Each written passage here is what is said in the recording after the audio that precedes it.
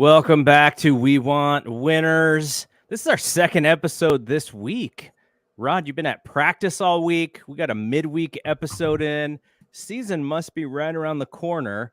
And for those who may have missed, we won't recap necessarily day one. We already did that. But Rod has been to two practices since then, and we'll talk about how things are continuing and shaping. I've been reading as much as possible. But Rod, you've been there. How's it been so far? It's been real good. And that's something I kind of want to touch on is the reporting, which is interesting because when you see it, and then I like to go back and see what to have Barrows and Lombardi tell me what I saw. It's interesting. Like, for example, Brock's first day, it was rough, no doubt. But I mean, he wasn't. He even said so, right? But it wasn't as bad as I don't know. Some of the reports I saw made it out to be like he was horrible, and I mean, he wasn't. It was just a little off. Just a little off. It was just. It was like it's not like he was like missing bad or like, it was just a little off. And again, I didn't go. We weren't able to go to day 3. It was closed. I thought you had gone 3 times. Well, I have been 3 times. Okay. Today was day 4. So practice 3 was, Trey, Trey's worst practice. Oh, right. And which again is kind of weird how, again, with the reporting, Trey was awful, apparently.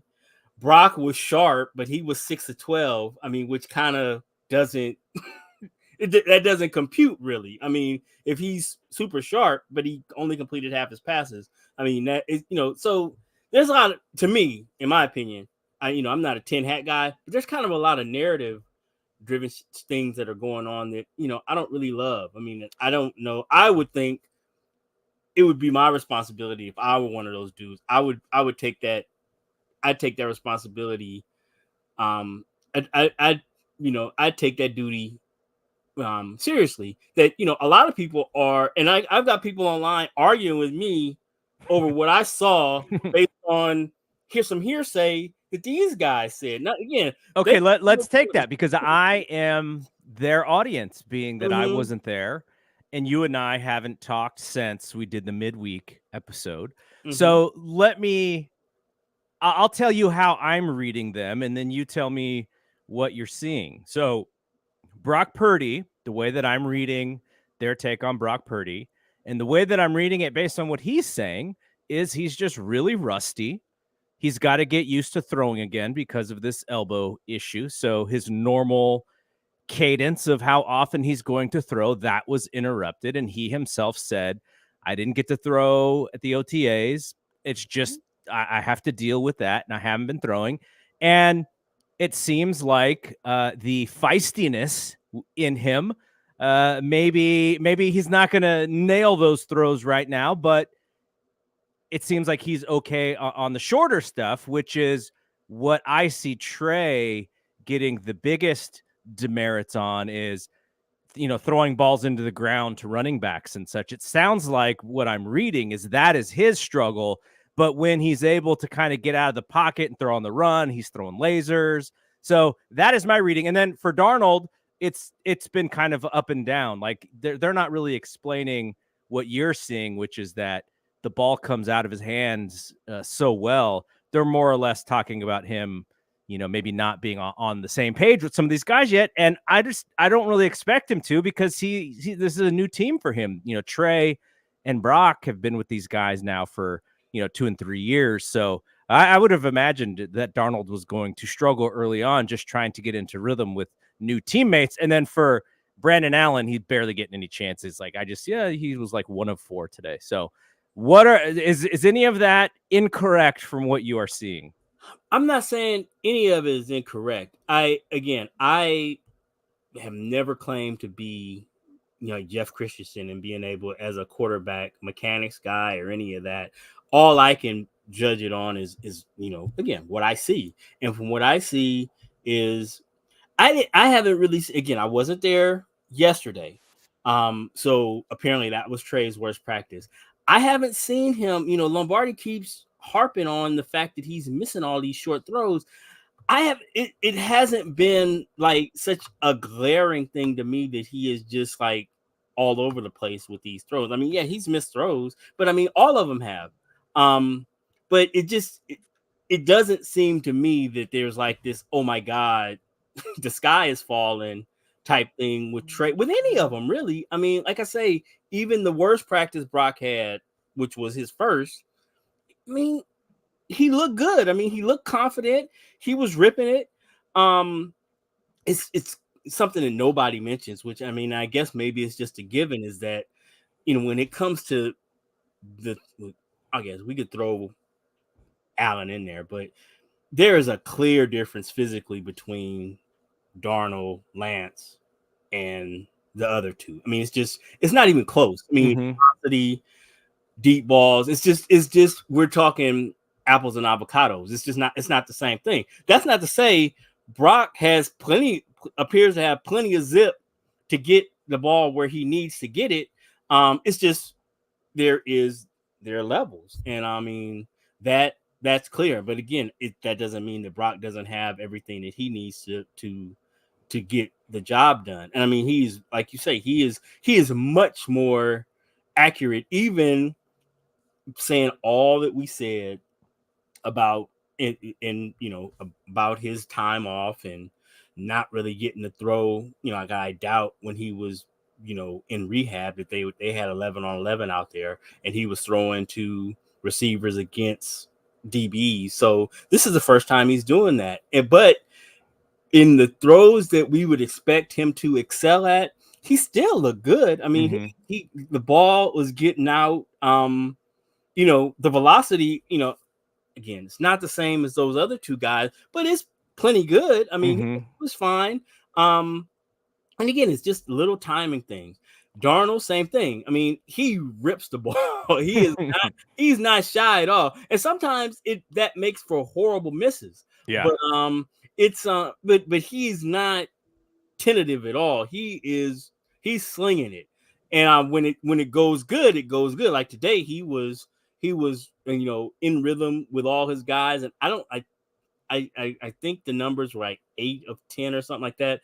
He did not miss many throws. And then again, Trey was good as well. So I think we are in a good position. It'll be good to see.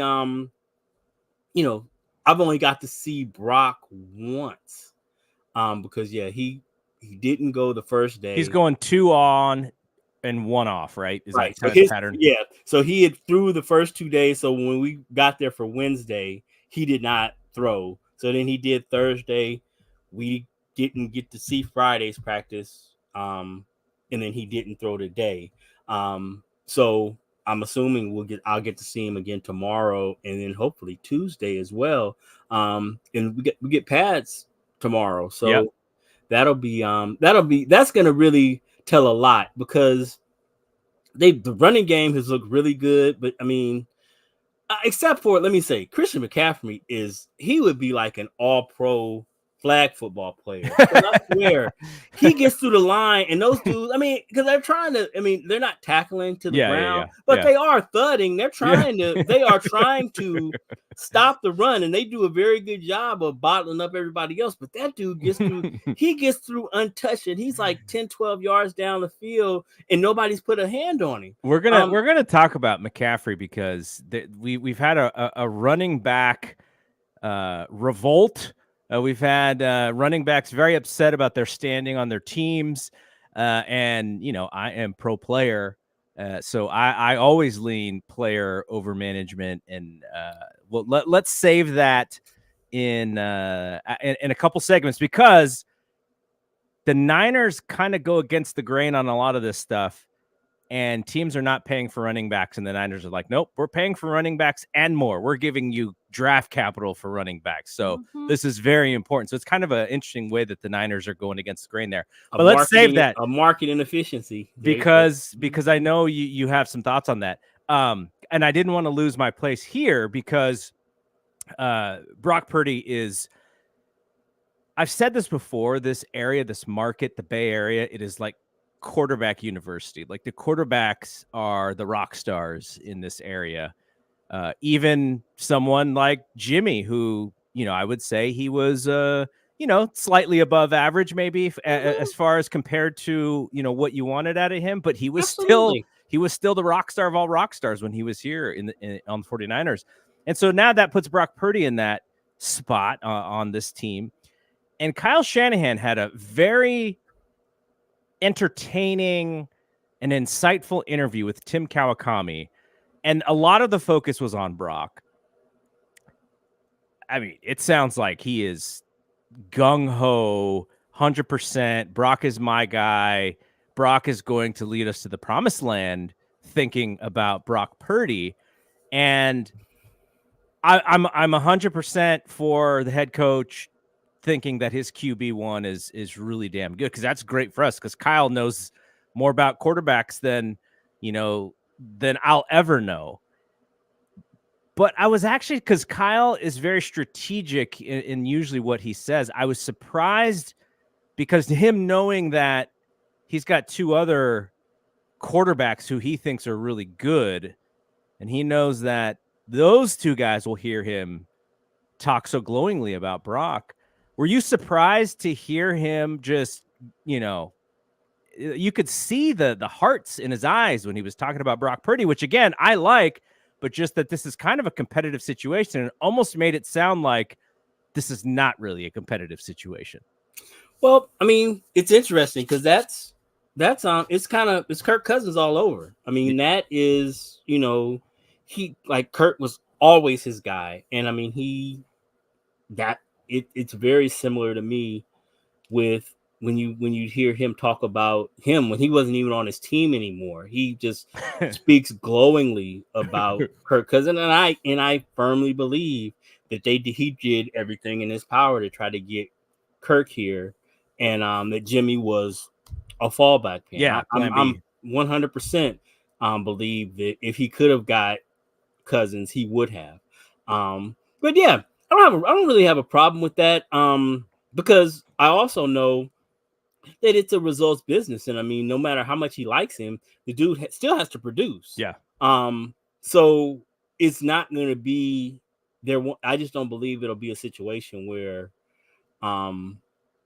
if Brock doesn't continue to play at the level that he played last year, that the other two guys just won't have an opportunity. He's going to have to continue to produce, but I don't have a problem with, I don't know these guys. I don't know what makes them tick, because, I remember when Harbaugh came in, and he really that was the biggest difference in my opinion. Just championing Alex Smith. He just came in and loved on Alex so much. I mean, and that it was clearly what the doctor ordered, because he had never had that kind of support ever really.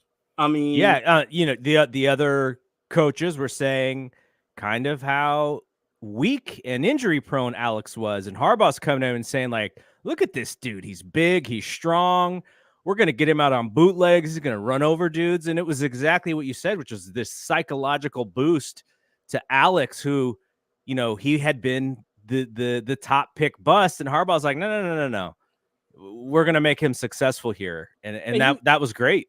You had somebody who like Mike Martz, who by far of that whole Alex tenure before Harbaugh got here was the most accomplished offensive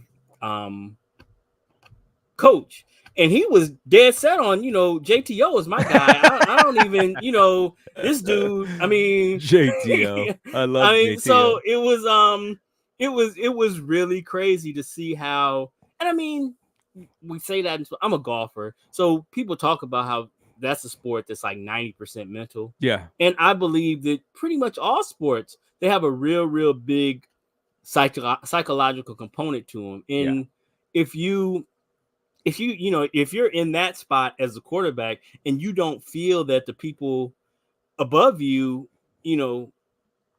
don't have any confidence in you. I mean, it's I guess there's some guys like a Favre or a Rodgers that they just say F it, like who the hell are you to tell me? Right. But I mean, not everybody's built that way, and clearly Alex wasn't. He seemed to be a pretty sensitive guy.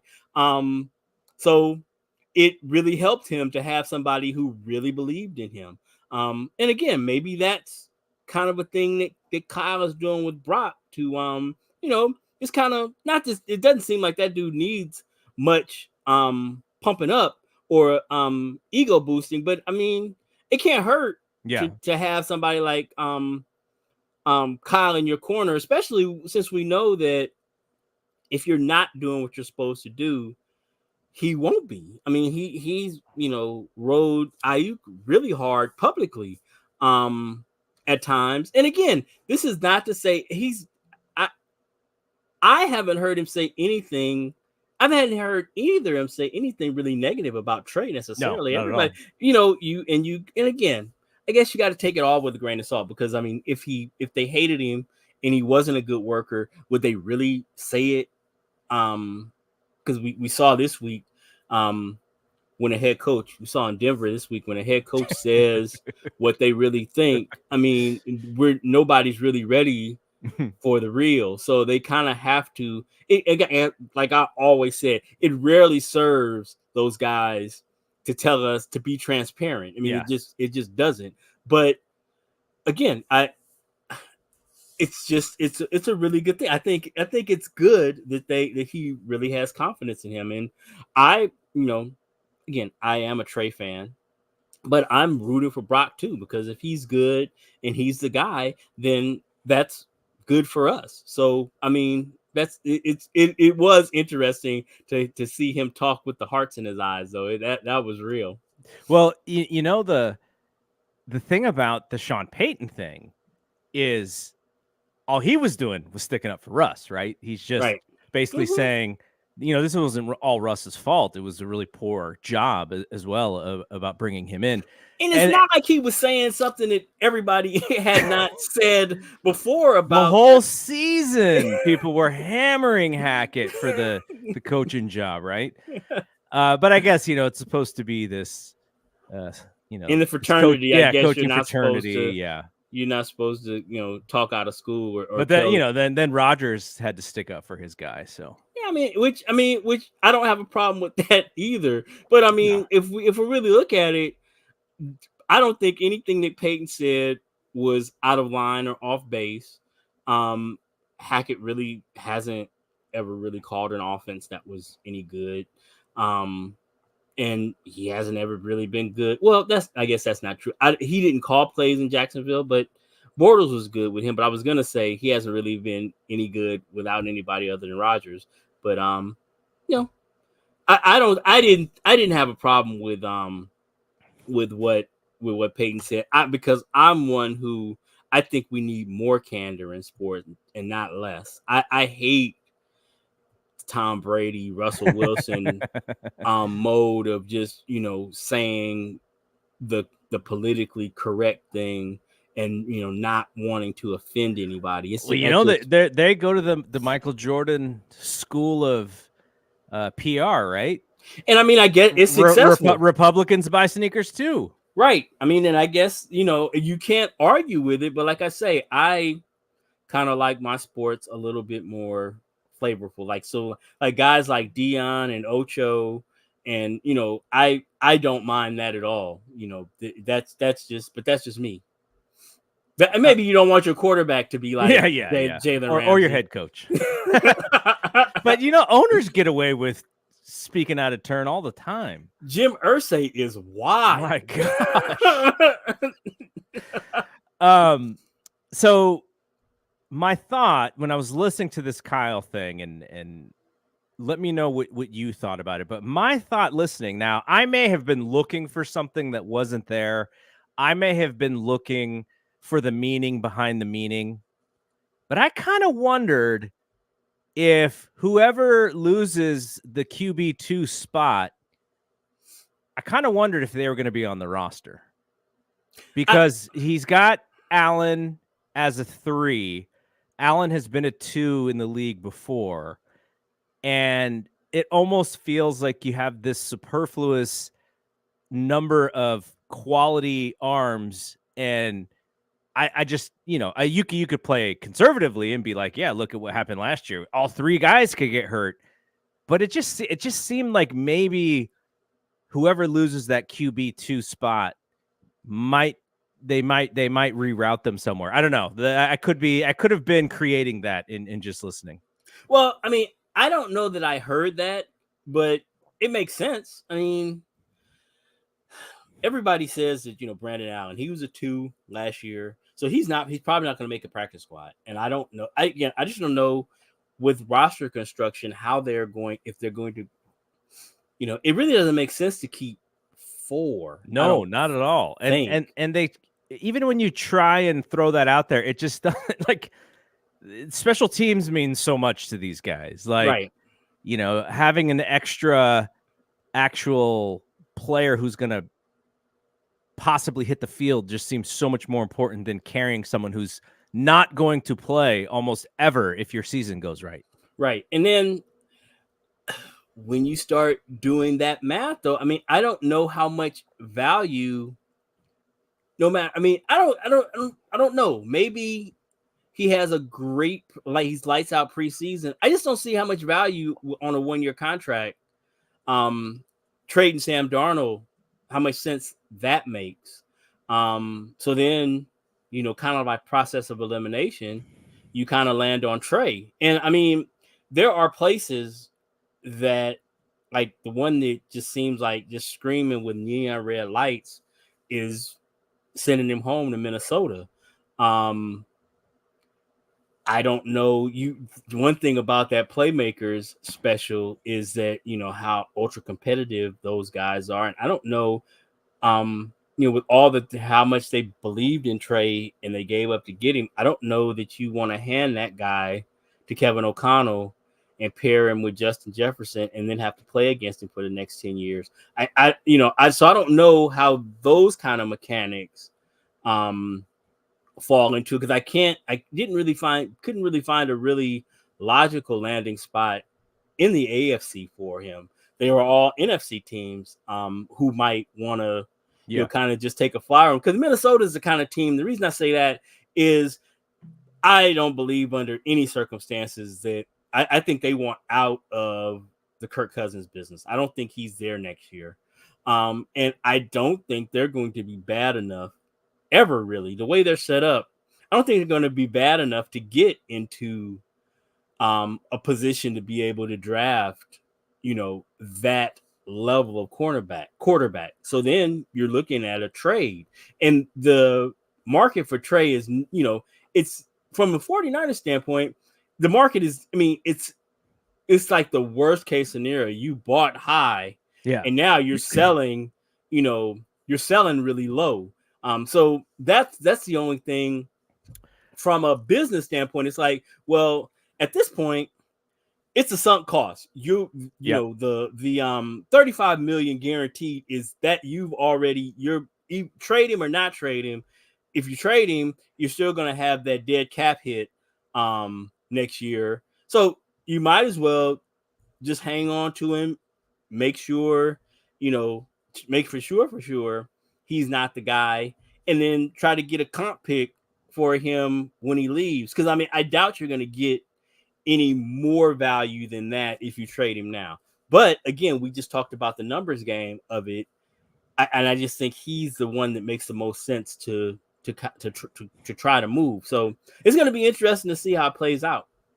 Now, I'm not saying that because of what we saw in the NFC Championship game, that all of a sudden makes Brock Purdy injury prone. This is not what I'm saying. But seeing how he went down, that has to be in the back of their minds when it comes to, what they can do at that position. And the way that I would sort of hope that this works out, this is not, maybe I'm going a little heart over head here, but I would like to see Trey as the number 2. And I would like to see them bring him in spots like how Harbaugh used Kaepernick that first season, where, there was like, oh, Alex Smith is coming off the field. Why? And we were just like all kind of like amazed, because even there was no real build up to it. We didn't even think that Cap was gonna, do much. And all of a sudden, they have him on the field, running some sort of play or, play action, taking a deep shot, and then he comes off and Alex is back on. I would love to see them utilize Trey in that way to keep the defense a little bit off balance. You never know, what the Niners are going to do in this situation. But also, you just want him to be ready, because if you do lose Purdy, then you're going to hand the ball over to a guy who has, in his now his third season, has barely seen the field in over a year because of injuries. So I would like to see them utilize him in that way.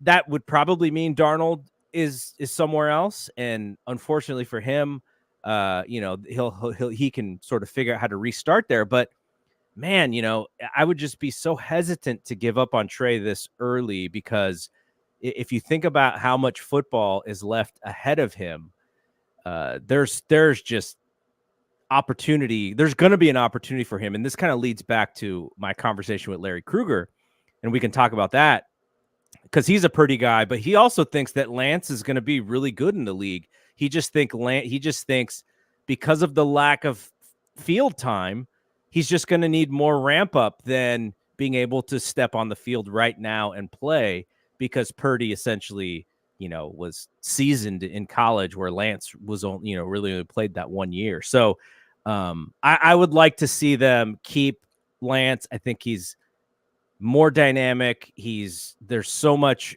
opportunity for him. And as we've seen the evolution of this position, man, you have that guy in your back pocket, and you have some plays for him that a defense is not looking forward to. I really would love to see them utilize that. Well, you're preaching to the choir on two fronts there. One, just in life and in football, I'm not really big on giving up on 23-year-olds. It's just I just fundamentally don't believe in that. And then two, one of the things I've just never really understood is, in the football hive mind, why I can every single position on the field, I can switch out. We saw a platoon at right guard last year. Yeah. You see it at tight end, every position. I don't understand why the quarterback is like the holies of holy, and you can't pull this dude and put this dude in, and not have it mean that the world is falling. We pull starting pitchers all the time, Yeah. and then he comes out the next day and he makes his start. His next start in the rotation, and it's no big deal. I just don't see why. Now again, you could get into like technical things, like they're kind of two different quarterbacks. So when you take one out, it's not like in Baltimore where, they have built a quarterback room that are all, all their quarterbacks are basically lesser versions of Lamar. So, I mean, it's not as big a deal. So, I mean, you would definitely, but I don't know. Even as I sit here and say that, it doesn't seem like in practice that they're running, it seems like they're all running all the same stuff. I mean, it's not like there's a Trey Lance offense or a Brock Purdy offense or a Sam Darnold offense. It seems like they're all making the same throw. So it just wouldn't, like you say, it definitely would add an element of surprise, because you notice it. It's really noticeable on like the boot fakes when Trey, even when he just runs out the fake. I mean, you kind of it jumps off the page at how fast he is. And if he were just to hold that ball, if he were to carry out the fake and keep it, it always seems like there's yardage there to be gotten, that just a little thing that makes the defense have to be honest. I used to say it all the time about Jimmy, that backside defender on those play fake, he never respected Jimmy as a legitimate threat. That dude was always cheating down, trying to chase down that run on the backside. And you really just can't do that with somebody like Lance. And while, Larry kind of talked about it in his whatever split, we can talk about that, but I just think that, while he showed some nice little escapability, I don't think that's Brock's game. You don't want to, I know if I'm a defensive coordinator, if Brock Purdy wants to decide that he's going to routinely play outside the structure of the offense and try to beat me with his athleticism, I'm down for that. Let's go. Well, it has to be he has to do it in a way where like Brock just can't get out of the pocket, and he's just not going to outrace. No, he's not. somebody. He's not Lamar. He's not. There's got to be an corner. element of where the defense actually thinks he is running to pass, and that keeps them from crashing him in that position. So he's always got to have that thought of, you know, they have to know that I'm still thinking about passing, because if they just crash and I am running, they're going to catch me. And that is the difference with Trey, because Trey can actually outrun those guys. And that's the other thing we don't really talk about is, you know, like Larry said, like 6 foot 230. If that dude if Brock Purdy is 230, I'm 7 feet. There ain't no way he's no 230. Yeah, I haven't seen him up close, but just in person, he looks more like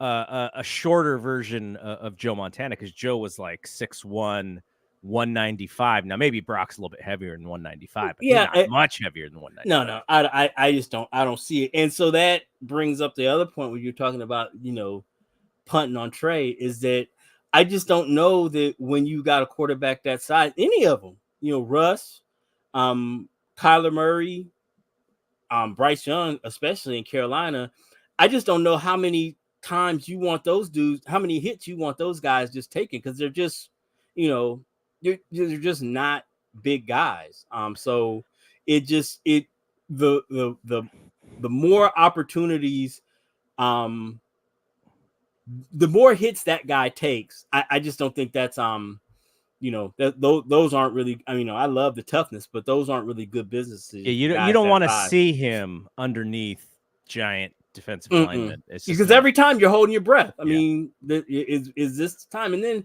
you know, I don't necessarily know that you know, that elbow is going to be a problem moving forward. But again, you just don't want those guys. You don't want any of them taking hits, but you'd rather have a 6 foot. You'd rather have Ben Roethlisberger taking hits than you would Brock.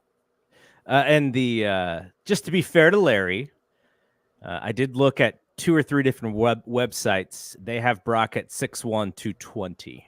Okay. I mean, I you know, standing from where I'm standing on the sideline, it's, well, unless you're Javon Kinlaw, you know, I guess the difference between 210 and 230 is, I mean, I don't know if you can necessarily see it, but you know, some of those guys, their size is it just jumps off out at the page, and it doesn't with him, because again, amongst his group, he's, you know, the smallest guy. He just, you know, he's, you know, both Trey and all 3 of them are just more physically imposing than Brock is. So I mean, so I'm sure that kind of perspective maybe skews things. Maybe if he was standing right up on top of me, I wouldn't be talking crazy. So just wanted to shout out Robert Ramos's comment about he agreed about trying to get Trey and intersperse him a little bit. And the reason I wanted to shout out Robert Ramos is because, of course, we love Robert. He's helped Rod get to these practices. So shout out to Robert. Absolutely. Another thing that when we were talking, Larry and I were talking, Larry was comparing him to modern day great NFL quarterbacks. And you and I had a conversation on the side about this. Mm-hmm. And my thought was, yeah, you're not going to compare somebody who had a fantastic rookie year with a second year washout kind of player. You're going to say, oh, what is, you think about it in the aspect of ceiling, rather than that person is not going to evolve from what he did in that season. So if you think the 49ers are the Super Bowl favorites, you think Brock is going to be a top 10 probably-ish quarterback in order for the Niners to make that jump. But if you don't think the Niners make that jump, then you probably think Brock is a little bit in the middle of the pack. So I didn't have an issue with Larry in Larry's talking about, you know, comparing him to top quarterbacks, because, you know, from Larry's point of view, he believes in him. But at the same time, I understand your hesitancy to compare him to current greats based off of half of a season, which ended with him being hurt. Go ahead. Here's the thing. You know, that was my big problem with the whole Jimmy thing, is that we were trying to, you know, rationalize the success the team was having. So then Jimmy must be. I think that Jimmy was that he was 14 to 17 is where he. I never thought Jimmy Garoppolo was a top 10 quarterback. I still don't, and I you know, I'll die on that hill. Because if he's the top 10 quarterback and 70% win percentage, then we can chalk the Raiders up this year for 11-6. And I don't. There is a heavy pro Jimmy narrative coming out of that training camp as it pertains to how Jimmy runs the huddle versus Derek Carr and how confident he is. I haven't heard how handsome he is much yet, but that's coming too. We know that's coming. Well, what is more interesting to me is somebody needs to be, they don't know that yet, but they need to be charting the number of balls that Devontae Adams gets beyond 15 yards and outside the numbers, because that is what I'm gonna get. He is gonna get en routed to death if the same Jimmy that I know shows up. He's not gonna get any deep balls. So that, which is tragic for a player of Devontae Adams' caliber. So and we'll part of the reason Adams comes to the Raiders is because he really likes Carr. Just like, so now that I've heard, you know, who was that?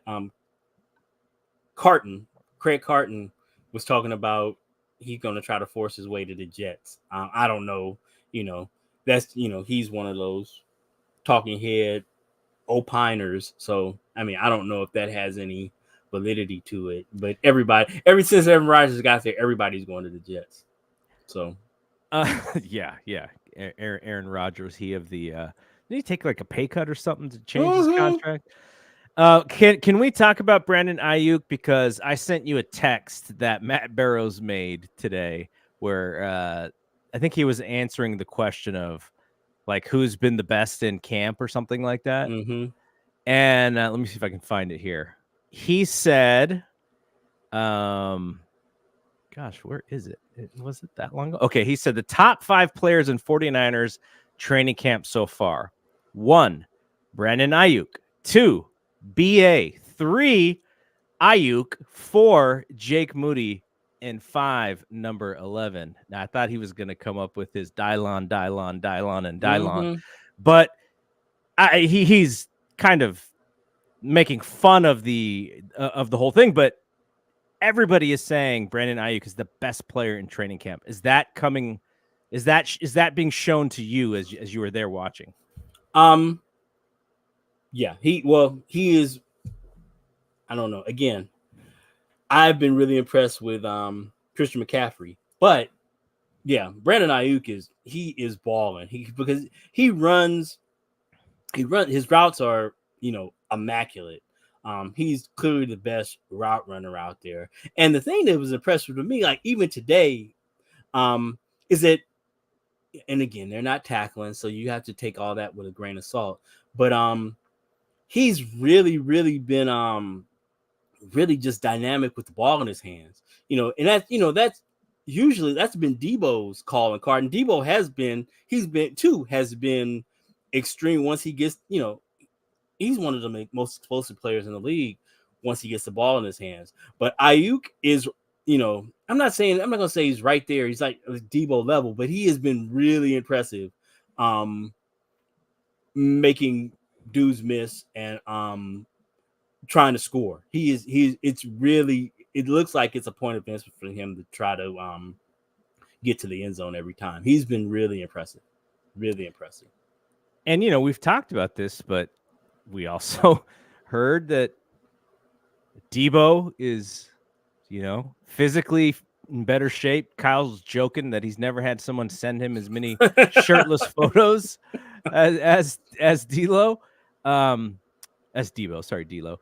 But yeah, so, you know, I think they both understand the deal. The 49ers probably can't afford to keep McCaffrey, Kittle, Debo, and Aiyuk on the same roster because they are all deserving of being paid atop their position. And so I do wonder if it's kind of a battle between those two guys on who gets paid. Well, Debo's already got his money, so he does, but we know how the NFL works with contracts. Well, I mean, even his, I don't have it in front of me, but I know I believe that 25 is the first time that he can, that they could like move on from him. But again, I just think that, it'll be interesting to see it. The cap is kind of weird in that, if Jed is willing to spend, if he's willing to do a lake up, I can see how they can make all of this work with the cap continuing to go up. It just means he's got to put in more cash, and I don't know his willingness or his appetite to do that. So yeah, then if he's not, then that definitely could be an issue, and you're right, it could be a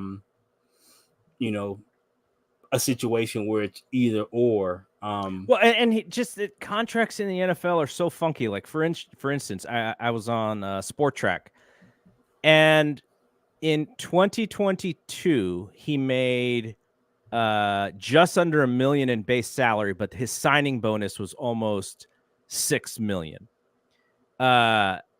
His in 2023 his base salary is 1.1. And he makes almost 5 off of the signing bonus.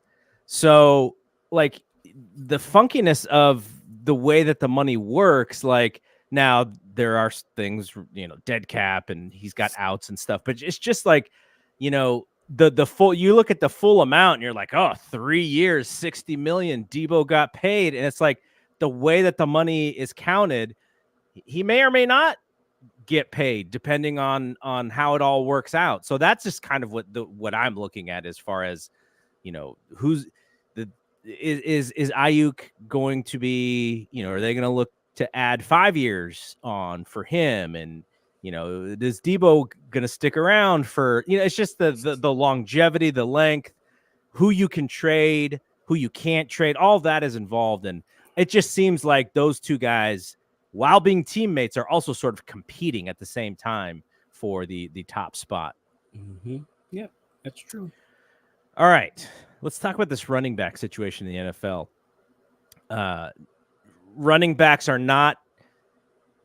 do not have leverage in current NFL. The devalue of the running back is, historically, you go back to the 90s. And, it was really about the running backs. It was Emmitt Smith and Thurman Thomas and Barry Sanders. And these guys were maybe second to only the quarterback as far as importance when you're putting together a roster. And it's not like that anymore. I can go back to, remember when Todd Gurley was holding out and everyone was just like, he's just going to get hurt. And it's no use signing him to a long-term contract anyways. And he would eventually get hurt. The teams use these guys and then they kind of throw them away when they lose a half of a second there or a quarter of a second in speed. And then you kind of bring in the newer, younger, cheaper version of that player. And so when you look at the longevity, when you look at these running backs who put up fantastic years and, someone like Josh Jacobs, like, who else were you afraid of on that team outside of Devontae Adams and Josh Jacobs, the tight end as well, I guess. But man, you look at a guy like that. I know when we were playing them, I was kind of more worried about Josh Jacobs breaking something open just based on the way that they played the 49ers. So what is your whole take on where the running back is in today's NFL? It's interesting because, back in the day, it wasn't ridiculous. I mean, like you say, it's always been a quarterback driven league, but it wasn't ridiculous for nobody. It was no outrage when a running back won the MVP. I mean, like Emmitt Smith or Barry Sanders or Adrian Peterson or Tomlinson, when those guys, the thought that they were, the most valuable player in the league, it wasn't a ridiculous notion. And I think I kind of push back on, and I do get the devaluation of the position. And we've seen it here that, you can get good production out of an Elijah Mitchell or a Raheem Mostert or a Jeff Wilson or Matt Breida even. But I would also push back that you definitely see, like, even here, there's a difference between a Christian McCaffrey and Elijah Mitchell. So those top guys, while it is a belief in the league that running backs are interchangeable, and rather than pay this guy, we'll just go draft some other guy or get a undrafted free agent, whatever. I don't think that at the upper echelons that the Giants aren't just gonna go out and get another Saquon Barkley, or the 49ers aren't just gonna replace they're not gonna replace Christian McCaffrey's production and the threat that he brings with just some guy off the street. It's just, so there are levels to it. And I'm a player's guy, and I'm all for, if the market says it's one thing, that's fine, but that doesn't necessarily make it fair. And I'm all about doing whatever we can to try to make, if a running back produces like Josh Jacobs or Saquon Barkley did, Barkley was like 30% of the offense last year. Yeah. Those and he has a very average quarterback on his team who just signed a giant deal because Saquon Barkley is his running back. Yes. So it's there have been some really, really interesting, and that's I'm happy that this has become a topic of conversation, because when that happens, you get some really, really interesting ideas that germinate. And I don't know which of those are the most are able to be implemented. Like anything that has to do with, like CBA type stuff, is going to be hard to, number one, rally the support to make something like, I've heard a good one that I think, one that I like, is that you make the franchise tag. You don't do it based on necessarily position. So you do like you'd have a franchise tag for like linemen. You'd have a franchise tag for skill players. They wouldn't be running backs or wide receivers. They would, and then the quarterbacks would still just be quarterbacks. But it would allow you to, I guess the wording that Foxworth used was just, they'd be like weapons, and the weapons tag is X, which would help. But then that the thing that, like he was talking about, is that, that has to be collectively bargained. And are you able to get the support of the body of the membership to move forward for such a niche situation? But there was an interesting thing that he brought. He had Dominic Foxworth. He had a lot of, he was on the NFLPA and actually the NBA PA as well. And so he's like really on top of these labor and really passionate about these labor issues. And he mentioned something that I didn't know existed, that he believes is a solution to this problem that it already exists, is a structure already in place, that a little bit more money could be funneled in and they could use it. It's called the player performance pool.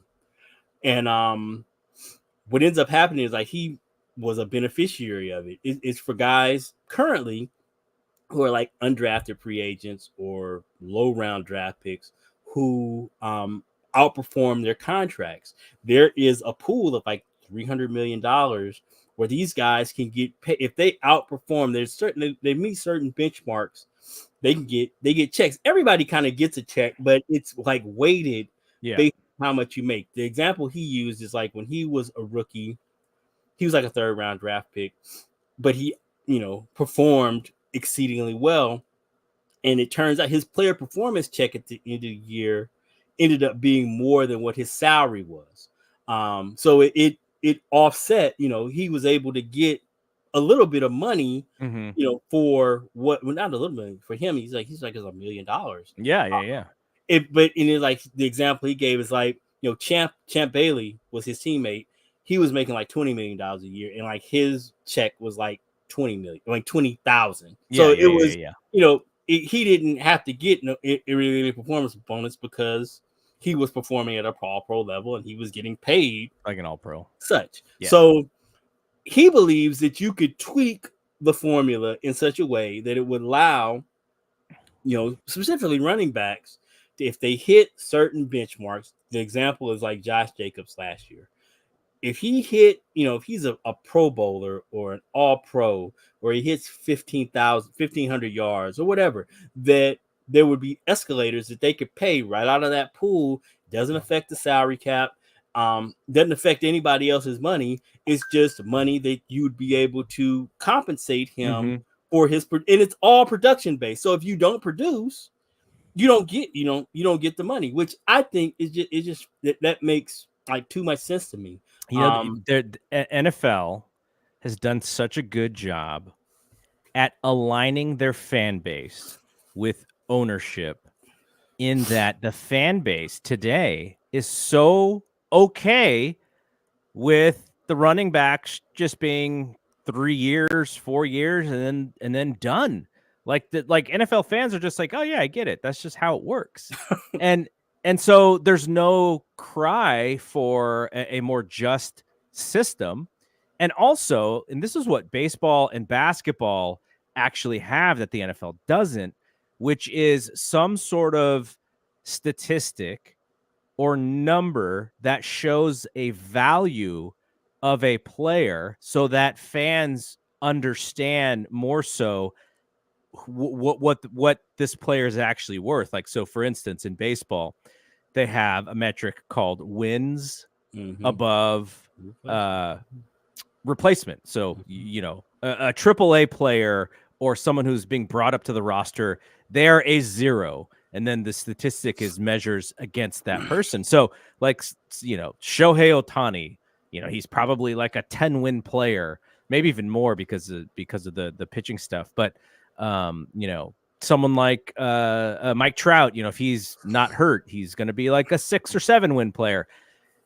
The NFL doesn't have that. They have quarterback metrics, and then they have DVOA, which is more of a team-based metric. So there's no real insight for random fan to go, oh, George Kittle may only have 50 catches, but because the 49ers are so good in the run and he's blocking this way, he's actually just as valuable as if he had 75, 80 catches. Like, there's no metric for the NFL in that way except around quarterbacks. So I think you could, if there were more numbers, more measurements to show actual win metrics on players, they could go to the bargaining table better or more, and the fans would actually, see, because my baseball team, the Giants, there's not a single person on that team right now who, if somebody said, hey, which jersey should I buy?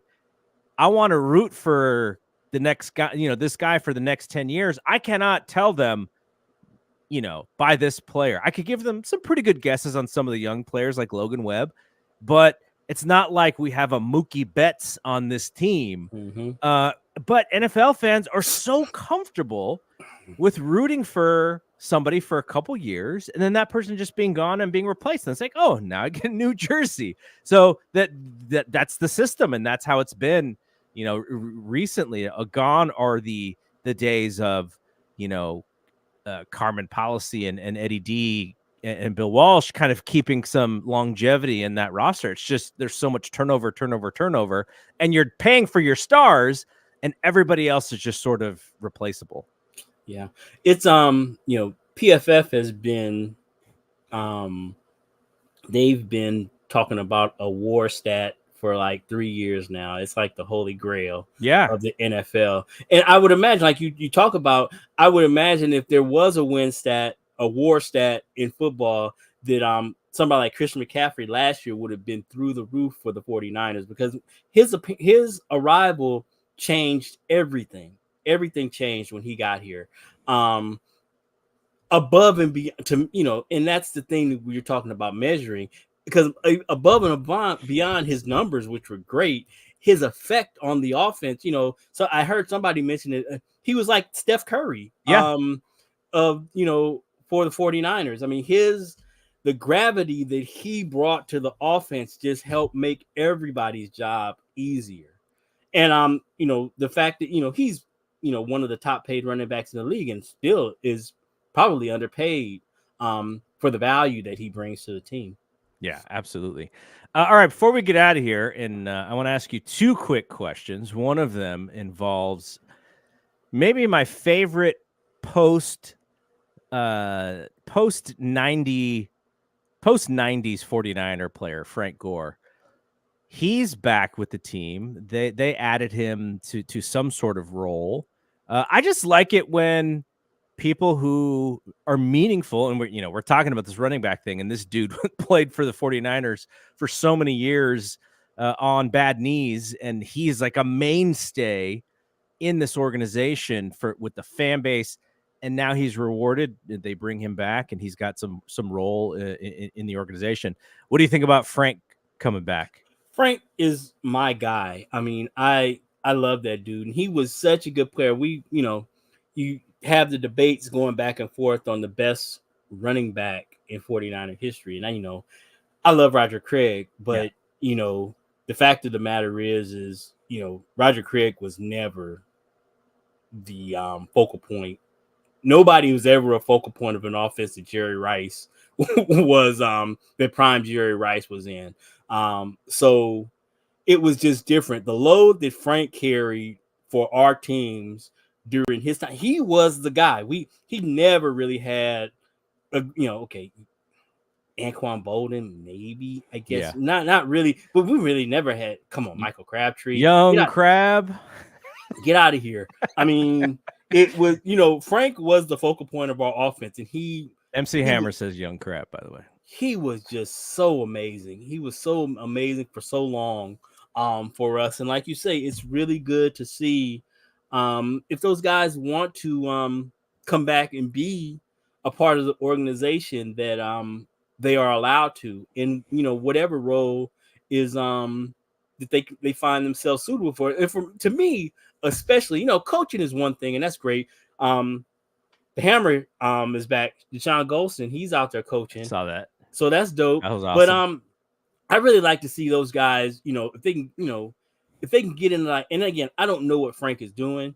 I know I'd heard during the draft that he was kind of helping with player evaluations, which is nice. If it's like a real job, and he's not, not to say that there's anything wrong with community relations or whatever. Football advisor is kind of the title. I don't know what that dope. means, though. I really think, if you can get the more of those guys, it's just better all around. The more of those guys you can get, guys who played, guys who know what it's about, that you can get into your building and just be part of the brain trust. I think the organization is better off for it. I know that one of the things that they talked about in Playmakers was that Marshall Faulk was really instrumental in making the Kroenke really leaned on him making the Sean McVay hire. And he's like, they took him out to dinner, and they were talking X's and O's, and as they're walking out, he tells Kroenke, if you let this guy leave the city without a contract, you're crazy. You're gonna and that was him not even understanding why he was a target before he had that conversation with him. He's like, this dude's too young. Like, how did right? Mm-hmm. Yeah, yep. No, that's a great point.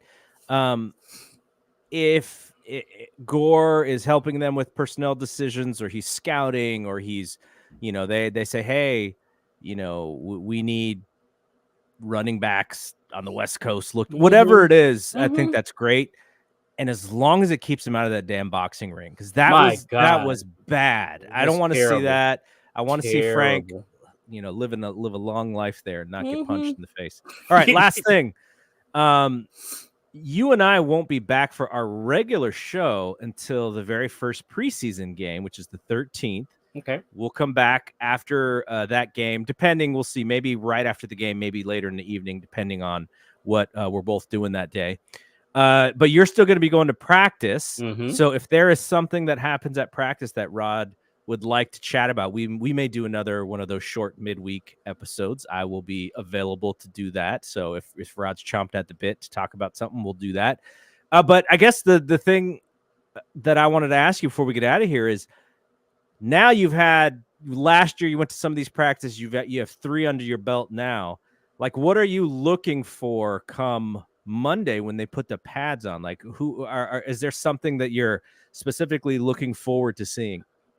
Well, there's a couple of things. The defensive backs are interesting to me. I'm really looking for the offensive line. Because we really haven't talked about it. We didn't talk about it at the last practice. Even not in pads, we've got some real issues on the interior when we take our ones out. The depth is like non-existent, and I'm just hoping that as practices go on, as we get in, and they're kind of at a the defense is at an advantage without pads on. They can just kind of juke and move you, and the lineman can't really grab them and hold them and really be forceful with them. So it'll be interesting to see if we're able to do better work on the offensive line. And then also another thing that we haven't really talked about a lot is the blitzing that Steve Wilkes is doing is like really, really exciting. That and it's been so refreshing that you don't even really, they're getting so much pressure from the DBs and from the linebackers that you really don't even miss the fact that Nick is not out there.